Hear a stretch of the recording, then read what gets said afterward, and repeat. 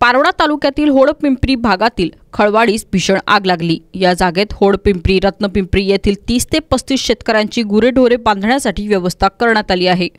या ठिकाणी शेतकऱ्यांची शेतीची अवजारे, चारा, बैलगाडी, गुरेढोरं होती।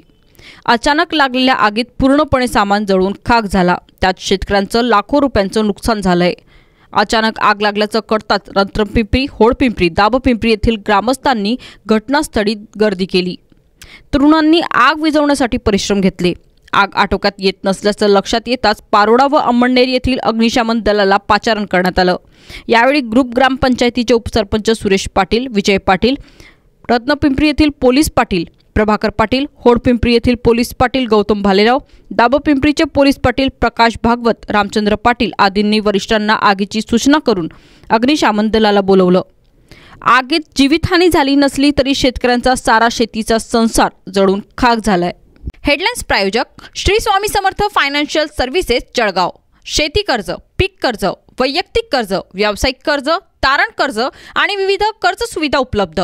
श्री स्वामी समर्थ फायनान्शियल सर्व्हिसेस, दुसरा मजला, गोलाणी मार्केट, जळगाव।